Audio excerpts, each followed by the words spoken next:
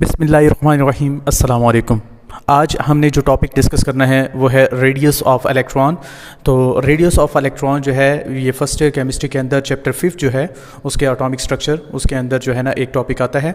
तो हम पहले जो है रेडियस ऑफ इलेक्ट्रॉन जो है वो कैसे मालूम कर सकते हैं उसकी इक्वेशन बनाएंगे और उसकी कुछ 3-4 एप्लीकेशंस होगी वो भी हमने डिस्कस करनी है। वो एप्लीकेशन जो है ना काफ़ी इंपॉर्टेंट जो है वो शॉर्ट क्वेश्चंस होते हैं।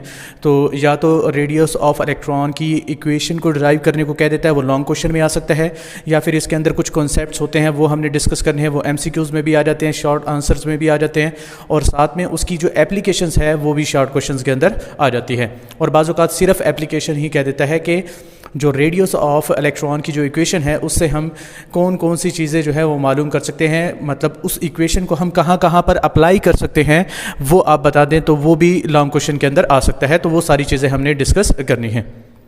तो सारी चीज़ों को डिस्कस करने से पहले हम रेडियस ऑफ ऑर्बिट जो है, रेडियस ऑफ इलेक्ट्रॉन या ऑर्बिट कह सकते हैं, तो उसके अंदर होगा क्या कि सबसे पहले हमारे पास क्या होगा, एक न्यूक्लियस होगा, और न्यूक्लियस पर जो चार्ज होगा उसे हम क्या कह सकते हैं, ZE पॉजिटिव। ZE पॉजिटिव कैसे कहा है कि Z जो है नंबर ऑफ प्रोटॉन्स हो गए, और एक प्रोटॉन पर जो चार्ज है वो E पॉजिटिव है। तो number of proton, for example एक कार्बन की मिसाल ले रहे हैं, तो कार्बन के अंदर 6 प्रोटॉन्स है और उस पर चार्ज कितना होगा, तो एक प्रोटॉन पर जो चार्ज है उसको 6 से मल्टीप्लाई कर देंगे, उसके नंबर ऑफ प्रोटॉन्स यानी एटॉमिक नंबर से मल्टीप्लाई कर देंगे, तो वो क्या आ जाएगा, उसका चार्ज आ जाएगा टोटल न्यूक्लियस के ऊपर। ठीक है जी। तो न्यूक्लियस के अंदर चार्ज जो है हमारे पास क्या है, ZE पॉजिटिव है। ठीक है जी। क्योंकि न्यूट्रॉन के ऊपर कोई चार्ज होता नहीं है तो इसलिए वो न्यूट्रल है, उसको हम काउंट नहीं करेंगे, हम सिर्फ प्रोटॉन्स को ही काउंट करेंगे। ठीक है जी। उसके बाद अब यहाँ पर एक सर्कल होगा। ठीक है जी। न्यूक्लियस के अराउंड क्या होता है, सर्कल होता है, और उस सर्कल के अराउंड जो है ना वो जो क्या होगा हमारे पास, ये जो इलेक्ट्रॉन है ये क्या कर रहा होगा, रिवॉल्व कर रहा होगा। ठीक है जी। तो ये वाला जो इस तरीके से जो है ना पूरे सर्कल के अंदर इलेक्ट्रॉन जो है ना वो रिवॉल्व करेगा, और न्यूक्लियस से जो इलेक्ट्रॉन का जो फासला है उसे हम क्या कहेंगे, रेडियस ऑफ इलेक्ट्रॉन कहेंगे। वो सर्कल का जो होता है सेंटर से लेके बाउंड्री तक का जो फासला होता है उसे हम रेडियस ही कहते हैं मैथ के अंदर। तो यहाँ पर भी ये क्या होगा, रेडियस होगा। ठीक है जी। अब ये जो इलेक्ट्रॉन है इसका स्पेसिफिक कोई मास होगा। ठीक है जी। जो कि हम आगे कैलकुलेट भी कर सकते हैं, जो कि हमने पीछे ऑलमोस्ट कैलकुलेट किया भी है कि 9.1 मल्टीप्लाई बाई 10⁻³ kg होता है, इसका मास होता है। फिर उसके बाद अगर इसकी चार्ज की बात करते हैं तो इस पर चार्ज कितना होता है जी, E नेगेटिव। ठीक है जी। प्रोटॉन पर चार्ज जो है E पॉजिटिव है और इलेक्ट्रॉन पर चार्ज क्या है, E नेगेटिव है। मैं आपको यहाँ पर बताता चलूँ कि charge on electron is equal to charge on proton, दोनों की वैल्यूज़ जो है वो सेम होती है, सिर्फ फ़र्क जो आता है वो साइंस का फ़र्क आता है। 1.6 multiply by 10⁻⁻19 column he charge होता है इलेक्ट्रॉन पर और प्रोटॉन पर। अब प्रोटॉन पर क्या हो जाता है, वो पॉजिटिव में चला जाता है, और जो इलेक्ट्रॉन है उसमें नेगेटिव में रह जाता है। ठीक है जी। तो चार्जेस के अंदर साइंस का फ़र्क होता है, बाकी प्रोटॉन और इलेक्ट्रॉन पर अमाउंट ऑफ चार्ज क्या रहती है, सेम रहती है। ठीक है जी। तो इस पर E नेगेटिव आ गया है। उसके बाद अब ये जो इलेक्ट्रॉन है ये वेलोसिटी v के साथ जो है ना रिवॉल्व कर रहा है, लेकिन अगर हमें सर्कल के अंदर किसी की भी वेलोसिटी मालूम करनी होती है तो कैसे मालूम करते हैं, वो सर्कल जो है उस पर हम क्या ड्रॉ करते हैं, एक टेंजेंट ड्रॉ करते हैं। तो यहाँ पर इस पॉइंट पर इलेक्ट्रॉन की जो वेलोसिटी होगी वो क्या होगी, इस पे टेंजेंट जो ड्रॉ करेंगे वो वेलोसिटी होगी इसकी। ठीक है जी। तो उसके बाद जो है हम बताते हैं कि m जो है मास ऑफ इलेक्ट्रॉन है, E नेगेटिव जो है चार्ज ऑन इलेक्ट्रॉन है, V जो है वेलोसिटी ऑफ इलेक्ट्रॉन है, और आगे अगर बात करें ZE पॉजिटिव, अभी मैंने आपको बता दिया चार्ज ऑन न्यूक्लियस है। ठीक है जी। और Z जो है जिसे हम कह रहे हैं नंबर ऑफ प्रोटॉन्स, या फिर हम क्या कह देते हैं, एटॉमिक नंबर कह देते हैं। ठीक है जी। फिर उसके बाद अगर हम बात करें तो ये जो इलेक्ट्रॉन रिवॉल्व कर रहा है, कोई भी चीज़ अगर सर्कल के अंदर रिवॉल्व करती है तो उसके ऊपर 2 फोर्सेस लगती है, एक हमारे पास सेंट्रीपिटल फोर्स होती है और दूसरा क्या होती है, सेंट्रीफ्यूगल फोर्स होती है। ठीक है जी। तो 2 forces act on body while revolving in a circle, एक होती है हमारे पास सेंट्रीपिटल फोर्स और दूसरी कौन सी होती है जी, सेंट्रीफ्यूगल फोर्स होती है। अब सेंट्रीपिटल जो है उसको सेंट्रीपिटल क्यों कहते हैं और सेंट्रीफ्यूगल को सेंट्रीफ्यूगल क्यों कहते हैं, ये आपने जो है 8th क्लास के अंदर या पीछे 9th-10th के अंदर भी पढ़ा होगा, लेकिन शायद वो कॉन्सेप्ट जो है ना वो आपने नहीं लिया होगा, तो वो हम डिस्कस करना चाह रहे हैं। तो यहाँ पर अगर आप देखें तो सेंट्रीपिटल फोर्स को सेंट्रीपिटल फोर्स क्यों कहते हैं, सेंट्रीपिटल सेंट्री का मतलब क्या हो जाएगा, सेंटर, और पेटल का मतलब क्या होता है, ये पेटल जो है ना फूलों की पत्तियों को कहते हैं। अब फूलों की जो पत्तियां होती हैं उसके डिफरेंट कलरफुल रंग होते हैं, ठीक है जी। वो कलरफुल रंग करते क्या हैं, वो मधुमक्खियों को, बीज को, या और जो है बीज होती हैं उनको क्या करती है, अपनी तरफ अट्रैक्ट करती है, ठीक है जी। तो पेटल्स जो है ना मेन फूल के अंदर उसका काम क्या होता है, अट्रैक्ट करना, ठीक है जी। तो पेटल्स जो है ना अट्रैक्टिंग जो है ना सब्सटेंस होता है, इसलिए हम क्या कह देते हैं कि सेंट्रीपेटल, तो सेंटर की तरफ अट्रैक्ट करने वाली फोर्स जो है ना उसे हम क्या कहेंगे, सेंट्रीपेटल फोर्स। मतलब ये जो इलेक्ट्रॉन है इसको जो सर्कल की तरफ अट्रैक्ट कर रही होगी वो कौन सी फोर्स होगी, सेंट्रीपेटल फोर्स होगी, ठीक है जी। जैसे कि जस्ट लाइक फ्लावर की जो पेटल्स है वो अट्रैक्ट कर रही होती है, ऐसे ही सेंट्रीपेटल फोर्स होगी, ठीक है जी। उसके बाद सेंट्रीफ्यूगल फोर्स की बात करें, सेंटर और अवे, फ्यूगस का मतलब क्या होता है, अवे, तो मतलब सेंटर से जो दूर भगा रही होगी फोर्स उसे हम क्या कहेंगे, सेंट्रीफ्यूगल फोर्स कहेंगे। तो जो सेंटर की तरफ लेके आ रही है, सेंटर की तरफ अट्रैक्ट कर रही है, सेंट्रीपेटल फोर्स, और जो दूर भगा रही होगी उसे हम क्या कहेंगे, सेंट्रीफ्यूगल फोर्स कहेंगे। जस्ट लाइक सेंट्रीफ्यूगल जो मशीन होती है ड्रायर के अंदर, अब वहां पर हम करते क्या है, गीले कपड़े जो है वो डालते हैं मशीन के अंदर, होता क्या है कि वो उसे घुमाती है, घुमाने पर क्या होता है कि जो पानी है वो उस दायरे से दूर भाग जाता है और बाहर निकल जाता है, ठीक है जी, जिस वजह से कपड़े जो है वो खुश्क हो जाते हैं। तो उस तरीके से ही ये काम कर रहा है कि ये फोर्स जो है ना वो किस तरफ लगेगी, दायरे से दूर भगाने पर मजबूर करने की कोशिश करेगी। अब यहाँ पर जो है अगर हम बात करें कि यहाँ पर जो सेंटर की तरफ फोर्स लग रही है वो कौन सी होगी, अब ये नेगेटिव चार्ज है, ये पॉजिटिव चार्ज है, तो कॉलम वाली जो अट्रैक्टिव फोर्स होती है, जो कि आपने 10th क्लास के अंदर भी पढ़ रखी है, वही कॉलम वाली अट्रैक्टिव फोर्स यहाँ पर लग रही होगी। तो here centripetal force is column force of attraction between electron and nucleus, ठीक है जी। तो इलेक्ट्रॉन और न्यूक्लियस के दरमियान जो कॉलम फॉर अट्रैक्शन लग रही है, कॉलम फोर्स ऑफ अट्रैक्शन लग रही है, वही सेंट्रीपेटल फोर्स जो कि सेंटर की तरफ उसे खींच रही होगी, ठीक है जी। तो पहले हम सेंट्रीपेटल फोर्स को मालूम करने की कोशिश करते हैं यहाँ पर, ठीक है जी। तो डेरिवेशन ऑफ इक्वेशन जो है यहाँ से स्टार्ट हो गई है, और इसके अंदर अगर आप देखें तो सबसे पहले कॉलम के अगर आपने पढ़ा है तो वहाँ पर वो बताता है कि कॉलम की जो फोर्स होती है वो डायरेक्टली प्रोपोर्शनल होती है प्रोडक्ट ऑफ चार्जेस के। तो Q1 और Q2 दो चार्जेस है हमारे पास, एक पॉजिटिव होगा एक नेगेटिव होगा, उनके दरमियान दो पॉजिटिव हो सकते हैं या दो नेगेटिव भी हो सकते हैं, लेकिन यहाँ पर एक पॉजिटिव एक नेगेटिव है, इलेक्ट्रॉन पर नेगेटिव है और न्यूक्लियस पर पॉजिटिव चार्ज है, तो दो डिफरेंट चार्जेस है।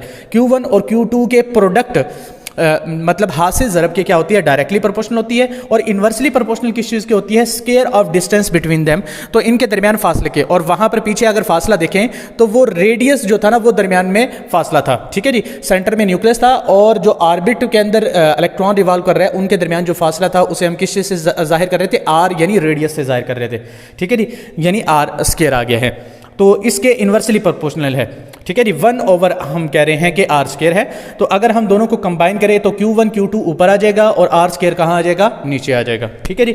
अब Q1 मैंने आपको बता दिया है, फॉर एग्जांपल ये क्या है, न्यूक्लियस पर चार्ज है, Ze पॉजिटिव होगा, और Q2 क्या है, इलेक्ट्रॉन पर चार्ज, जिसे हम क्या कह सकते हैं, E नेगेटिव कह सकते हैं, ठीक है जी। उसके बाद अब यहाँ पर जो है जाहिर सी बात है Q1 की जगह पर क्या आ गया, Ze पॉजिटिव आ गया है, और Q2 की जगह पर क्या आ गया है, E नेगेटिव आ गया, और डिवाइडेड बाय आर स्क्वायर ही है। तो E और E क्या हो जाएगा, E स्क्वायर हो जाएगा, तो Ze square over are square आ गया है। उसके बाद यहाँ पर प्रोपोर्शनैलिटी को जब भी ख़त्म करते हैं तो कांस्टेंट लगाते हैं और बराबर लगाते हैं, और बराबर और कांस्टेंट को ख़त्म करके प्रोपोर्शनैलिटी लगा सकते हैं। ये रूल आपने याद रखना है कि प्रोपोर्शनैलिटी को ख़त्म करके बराबर और कांस्टेंट लगाएंगे, और बराबर और कांस्टेंट को ख़त्म करके प्रोपोर्शनैलिटी लगा सकते हैं। लेकिन यहाँ पर हम प्रोपोर्शनैलिटी को ख़त्म करें तो बराबर और कांस्टेंट लगा दिया। यहाँ पर K जो है वो कांस्टेंट होता है, यहाँ पर जो कांस्टेंट है इसका जो फॉर्मूला होता है, इक्वेशन होती है जिससे हम K को मालूम कर सकते हैं, कॉलम वाला जो कांस्टेंट है 1/4 पाई एप्सिलॉन नॉट इसकी वैल्यू होती है, और एप्सिलॉन नॉट क्या है, परमिटिविटी ऑफ फ्री स्पेस, ठीक है जी, ये होती है, और इसकी वैल्यू भी खास होती है 8.85 मल्टीप्लाई बाय 10⁻⁵ समथिंग होती है, तो वो आपने याद रख लेनी है, ठीक है जी। तो अगर यहाँ पर जो है ना 1/4 पाई एप्सिलॉन नॉट को पुट करेंगे तो ये यहाँ पर जो है ना आ जाएगा, ठीक है जी, Ze square over are square, और यहाँ पर एक सेंट्रीफ्यूगल फोर्स है, और सेंट्रीफ्यूगल फोर्स किस चीज़ के इक्वल होगी, mv square over are square, ठीक है जी। तो ये हमने जो है ना mv स्क्वायर ओवर आर होता है, वैसे यहाँ पर जो है ना थोड़ा सा गलत लिख दिया है, mv स्क्वायर ओवर आर होती है, ठीक है जी। तो हमारे पास क्या आ गई है, सेंट्रीपिटल फोर्स भी आ गई है और सेंट्रीफ्यूगल फोर्स भी आ गई है। और लॉ के मुताबिक ये होता है कि अगर किसी जिस्म पर कोई फोर्सेस लग रही है, ठीक है जी, और वो सर्कल में ही रोटेट कर रहा है, तो उस पर सेंट्रीपिटल फोर्स और सेंट्रीफ्यूगल फोर्स दोनों चीज़ें, दोनों की मिकदार क्या होगी, सेम होती है, बराबर होती है।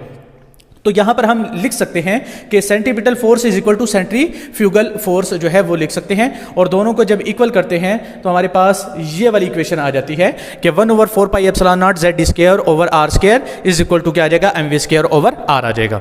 ठीक है जी, एन को अभी जो है ना नेग्लेक्ट कर दें, अभी फिलहाल जो है ना सेम इक्वेशन चलाते हैं। उसके बाद हमें पता है कि बोहर की इक्वेशन हमने पढ़ी हुई है, और उसके मुताबिक क्या होता है, एम वी आर जो है एंगुलर मोमेंटम, वो किस चीज़ के इक्वल होता है, NH/2 के इक्वल होता है। ठीक है जी, ये आपने पढ़ रखा है पीछे इसी चैप्टर के अंदर। तो अगर हम यहाँ से देखें तो अगर हमने v की वैल्यू निकालनी है तो v की वैल्यू क्या आएगी कि m और r को नीचे ले जाएंगे तो NH/2 mr आ जाएगा। ठीक है जी, तो यहाँ पर क्या आ जाएगा, v की अगर वैल्यू निकालनी है तो m और r को हम कहाँ ले जाएंगे, 2 पाई के साथ ले जाएंगे तो 2 पाई mr आ जाएगा। अब यहाँ पर हमने किस चीज़ को पुट करना है, स्केयर वाली वैल्यू को पुट करना है, तो स्केयर वाली वैल्यू क्या हो जाएगी, n square a square 4 pi square m square r square, सारी चीज़ों का स्केयर आ जाएगा। तो यहाँ पर वैल्यूज पुट कर देते हैं, 1/4 पाई एप्सिलॉन नॉट ये आ गया, ZE square over r square ये आ गया। ठीक है जी, is equal to m over r तो सेम है। ठीक है जी, बाकी वी स्केयर की वैल्यू क्या आ गई है, N square A square over 4 pi square M square R square. ठीक है जी, अब यहाँ पर जो है ना थोड़ा सा जो है ना बुक से अलग चलेंगे। बुक के अंदर क्या है कि ये आर को आर के साथ जो है ना वो कैंसिल कर रखा है, समथिंग कुछ कर रखा है, लेकिन अभी फिलहाल जो है ना हम नहीं कैंसिल करते।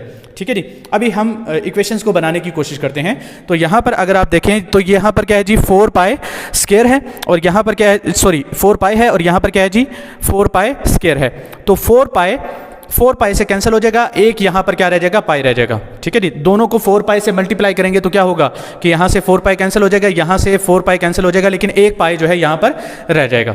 ठीक है जी, उसके बाद अगर हम देखें यहाँ पर तो अब आर स्केयर को अगर मल्टीप्लाई करते हैं तो यहाँ पर जो है ना आर स्केयर को मल्टीप्लाई करें, यहाँ पर भी आर स्केयर को मल्टीप्लाई करें, तो ये आर स्केयर और ये आर स्केयर दोनों जो है ना वो क्या हो जाएंगे, कैंसिल हो जाएंगे।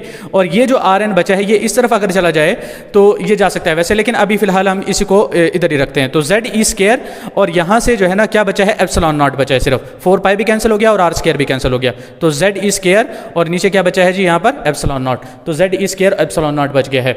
और यहाँ से अगर आप देखें तो यहाँ पर जो है ना ये m जो है इस m से कैंसिल हो सकता है, एक m से, तो यहाँ पर एक m रह जाएगा, तो n स्केयर a स्केयर, यहाँ से एक पाई बचा था क्योंकि 4 पाई यहाँ से कैंसिल हो गया था। ठीक है जी, तो n स्केयर a स्केयर, एक पाई बचा, एक m बचा, और r स्केयर भी कैंसिल हो गया था, तो सिर्फ एक r बचा है यहाँ पर। ठीक है जी, तो n square a square r और पाई और m ये बच गया है। अब हमने किसकी वैल्यू मालूम करनी है, अभी हम किस चीज़ की, रेडियस को मालूम करना चाह रहे हैं। तो रेडियस के लिए हम क्या करेंगे, रेडियस को इस तरफ ले आते हैं, बाकी सारी चीज़ों को दूसरी तरफ ले जाते हैं। तो n square over n square a square और एप्सिलॉन नॉट ऊपर चला जाएगा और z स्केयर नीचे आ जाएगा, r इधर आ जाएगा। ठीक है जी, तो एप्सिलॉन नॉट ये आ गया, n स्केयर a स्केयर आ गया। ठीक है जी, और उसके बाद जो है ना पाई m और z स्केयर यहाँ पर नीचे आ गया। ठीक है जी, और r जो है ना यहाँ पर चला गया, ये आ गया। अब ये इक्वेशन आ गई है। अब यहाँ पर अगर आप देखें एप्सिलॉन नॉट जो है वो भी कांस्टेंट है, n जो है ना उसको छोड़ देते हैं अभी फिलहाल। ठीक है जी, एप्सिलॉन नॉट क्या है, कांस्टेंट है। h जो है ना प्लांक्स कांस्टेंट है। Epsilon not permittivity of free space है। ZE जो है ना वो क्या है जी हमारे पास, Z अगर हम कहें हाइड्रोजन ले लेते हैं तो एटॉमिक नंबर भी कांस्टेंट रहेगा, एक होगा हाइड्रोजन का तो एक ही होता है। E जो है वो चार्ज है, और चार्ज भी मैंने आपको बताया कि कांस्टेंट ही रहता है, 1.6 मल्टीप्लाई बाय 10⁻⁻⁹ कॉलम, चाहे प्रोटॉन हो चाहे इलेक्ट्रॉन हो, चार्ज की अमाउंट सेम रहती है। M जो है मास ऑफ इलेक्ट्रॉन है, वो भी हमें पता है 9.1 मल्टीप्लाई बाय 10⁻31 kg होता है। तो सारी चीज़ें मालूम है सिवाय n के, नंबर ऑफ ऑर्बिट मालूम नहीं है। तो नंबर ऑफ ऑर्बिट को हम बाहर ले लेते हैं, बाकी सारी चीज़ों को कांस्टेंट ले लेते हैं। तो कांस्टेंट की वैल्यूज़, अब इन सारों की वैल्यूज़ पुट करने के बाद जो हमारे पास इक्वेशन आती है वो ये आ जाती है कि 0.529 मल्टीप्लाई बाय 10⁻⁻10 होता है। यहाँ पर क्या होता है, -10, तो उसको हम एंगस्ट्रॉम कह देते हैं, तो मल्टीप्लाई बाय n स्केयर आ जाएगा। यहाँ पर एक इम्पोर्टेंट पॉइंट जो है मैं आपको बताता चलता हूँ कि यहाँ पर 10⁻⁻10 मीटर जो है ना वो एंगस्ट्रॉम के इक्वल होता है। हमारे पास दो चीज़ें होती है, एक यूनिट होता है और एक वैल्यू होती है। ठीक है जी। हम वैल्यूज जो मैग्नीट्यूड होता है उसको प्रीफिक्सेस के अंदर बाजूकात शो कर देते हैं। जैसे 10⁻⁻⁶ को माइक्रो कहते हैं, 10⁻⁹ को माइक्रो कहते हैं, सॉरी नैनो कहते हैं। वो मैग्नीट्यूड है सिर्फ, उसके साथ हम यूनिट अलग से लगाते हैं। जैसे माइक्रो के साथ मीटर लगाते हैं हम, तब हमें पता चलता है कि 10⁻⁻10 या 6, माइक्रो के लिए 6 होता है, तो 10⁻⁻6 मीटर होगा। मीटर लगाना पड़ेगा साथ। लेकिन एंगस्ट्रम जो है वो यूनिट ऑफ लेंथ ही है, तो इसके अंदर मीटर खुद से ही गिवन होगा। तो एंगस्ट्रम का मतलब क्या होगा? 10⁻⁻10 मीटर। इसके साथ मीटर लगाने की कोई ज़रूरत नहीं है। तो अगर एमसीक्यू में आ जाए कि कौन जो है प्रीफिक्स है और कौन जो है वो यूनिट है, ठीक है जी, तो उसके अंदर मैग्नीट्यूड और यूनिट दोनों चीज़ें ही होंगी डेफिनेटली। तो आप जो है एंगस्ट्रम को अलग से स्पेसिफाई करेंगे, बाकी सारी क्या होगी? प्रीफिक्सेस। उसके अंदर जस्ट मैग्नीट्यूड होगा, इसके अंदर मैग्नीट्यूड प्लस यूनिट दोनों चीज़ें होती हैं, ठीक है जी। तो ये आपने देख लेना है। उसके बाद n² जो है ना वैसे का वैसे आ गया। उसके बाद अब आगे जो है ना वो हम देखते हैं कि एप्लीकेशन जो है ना, इसके अंदर 3 एप्लीकेशन हैं। एक तो हम वो जो इक्वेशन हमने मालूम की है 0.529 एंगस्ट्रम मल्टीप्लाई बाय n² जो है, उससे हम 3 चीज़ें मालूम कर सकते हैं। एक तो किसी भी ऑर्बिट का रेडियस मालूम कर सकते हैं, जाहिर सी बात है आर की इक्वेशन बनाई है तो रेडियस तो मालूम कर ही सकते हैं। दूसरी चीज़ जो है ना, हम डिस्टेंस गैप अगर मालूम करते हैं ना तो उससे पता चलता है कि 2 ऑर्बिट्स के दरमियान जो गैप होता है, जैसे जैसे हम न्यूक्लियस से दूर जा रहे हैं तो वो क्या होता जाता है? इंक्रीज होता जाता है, ठीक है जी। फॉर एग्जाम्पल कि फर्स्ट और सेकंड ऑर्बिट के दरमियान जो गैप है जितना मर्जी हो, फॉर एग्जाम्पल 10 मीटर कह देते हैं, तो सेकंड और थर्ड के अंदर जो गैप होगा वो 10 से ज़्यादा होता है, 15 या 20 मीटर हो जाता है। तो ये गैप जो है क्यों बढ़ रहा है ये भी हमने देखना है। और थर्ड जो है वो सवाल क्या होगा कि सेकंड ऑर्बिट जो है वो 4 टाइम्स अवे है फर्स्ट के लिहाज से, ठीक है जी। और थर्ड की बात करें तो वो 9 टाइम्स अवे है फर्स्ट के लिहाज से। फर्स्ट के लिहाज से ये हम कंपैरिजन कर रहे हैं, तो ये भी हमने इसके अंदर एप्लीकेशन में देखना है। तो सबसे पहले हम देखते हैं जी कि रेडियस कैसे मालूम करते हैं। तो रेडियस कैसे मालूम करते हैं? आपने जस्ट करना क्या है कि अगर फर्स्ट ऑर्बिट का मालूम कर रहे हैं तो n = 1 कर देना है, ठीक है जी। तो यहाँ पर 1 का स्क्वायर आ जाएगा और 1 का स्क्वायर अगर इससे मल्टीप्लाई होगा तो 0.529 एंगस्ट्रम ही आएगा। अगर सेकंड ऑर्बिट का मालूम करना है तो n के वैल्यू क्या आ जाएगी? 2, तो 2 का स्क्वायर 4 आ जाएगा। और 4 को जब इस चीज़ से मल्टीप्लाई करेंगे 0.529 एंगस्ट्रम से मल्टीप्लाई करेंगे तो क्या आ जाएगा? 2.11 आ जाएगा। अगर हमने थर्ड ऑर्बिट का मालूम करना है तो कैसे मालूम करेंगे? यहाँ पर थर्ड का 3 का हम क्या ले लेंगे? स्क्वायर ले लेंगे। तो यहाँ पर क्या आ जाएगा? 9, और 9 को हम 0.529 से मल्टीप्लाई करेंगे तो क्या आ जाएगा? यहाँ पर 4.75 आ जाएगा। और फोर्थ का मालूम करना है तो फोर्थ का स्क्वायर जो है ना, 4 का स्क्वायर 16 होता है, 16 को मल्टीप्लाई करेंगे 8.4 आ जाएगा। तो किसी भी ऑर्बिट का रेडियस मालूम करना आसान है इस इक्वेशन की मदद से। एक एप्लीकेशन होगी। दूसरी एप्लीकेशन कि डिस्टेंस गैप को हमने देखना है। अब डिस्टेंस गैप अगर आप देखें ना, यहाँ पर सेकंड और फर्स्ट में से जो है ना डिफरेंस मालूम कर ले, वो गैप आ जाएगा, ठीक है जी। तो सेकंड और फर्स्ट के अंदर 2.11 माइनस 0.529 तो कितना आ जाता है? 1.8 आ जाता है। थर्ड और सेकंड में कितना गैप है जी? यहाँ पर मालूम करें 4.75 माइनस 2.11 2.64। और 4 और थर्ड में कितना गैप है जी? 8.4 माइनस 4.75 और गैप आ जाता है 3.65। अब अगर गैप देखें आप तो सेकंड और फर्स्ट के अंदर कितना है? 1.58। उसके बाद थर्ड और सेकंड और ये हमारे पास ये गलत लिखा गया है। थर्ड और सेकंड के अंदर कितना है जी? 2.64। और यहाँ पर जो है ना 4 और थर्ड के अंदर कितना है जी? तो जैसे जैसे हम न्यूक्लियस से दूर जा रहे हैं गैप जो है वो बढ़ता चला जा रहा है। ये वाला जो है क्वेश्चन आपने इस तरीके से सेटिस्फाई कर देना, जस्टिफाई कर देना है, ठीक है जी। थर्ड क्वेश्चन जो है वो क्या है कि सेकंड ऑर्बिट 4 टाइम्स और थर्ड ऑर्बिट 9 टाइम्स अवे होता है। ये जो है ना जस्टिफाई करना है। तो आपने जस्ट जो है ना मल्टीप्लाई करके और देख लेना है कि यहाँ पर अगर इसको 4 से मल्टीप्लाई कर रहे हैं तब जाकर सेकंड ऑर्बिट वाला रेडियस हमारे पास आ रहा है। और जब हम इसको क्या करते हैं 9 से मल्टीप्लाई करते हैं तब जाके हमारे पास थर्ड ऑर्बिट का रेडियस आता है। तो हम कह सकते हैं कि जो फर्स्ट ऑर्बिट का रेडियस होता है, ठीक है जी, उसको जब 4 टाइम्स करते हैं तो सेकंड ऑर्बिट वाला आ रहा है, और जब हम 9 टाइम्स कर रहे हैं तो थर्ड ऑर्बिट वाला आ रहा है। तो हम कह सकते हैं कि सेकंड ऑर्बिट जो है फर्स्ट के लिहाज से 4 टाइम्स अवे है न्यूक्लियस से, और जो थर्ड ऑर्बिट है वो 9 टाइम्स अवे है न्यूक्लियस से। ठीक है जी, तो इस तरीके से इसकी एप्लीकेशन जो है वो कर सकते हैं, और ये भी शॉर्ट क्वेश्चन के अंदर आ सकते हैं, और शुरू से जो रेडियस ऑफ इलेक्ट्रॉन है वो भी शॉर्ट क्वेश्चन के अंदर आ सकता है। ठीक है जी, तो ये था हमारे पास रेडियस ऑफ इलेक्ट्रॉन मालूम करने का तरीका। और मिलते हैं किसी अच्छी सी नेक्स्ट वीडियो के अंदर। आप जो है वो कमेंट सेक्शन के अंदर सजेस्ट कर दिया करें और बता दिया करें कि मतलब कौन सा टॉपिक जो है वो आपने पढ़ना होता है, या कोई टॉपिक आपको समझ में नहीं आता तो वो भी बता दिया करें। ठीक है जी, तो मिलते हैं नेक्स्ट वीडियो के अंदर, तब तक के लिए अल्लाह हाफिज़।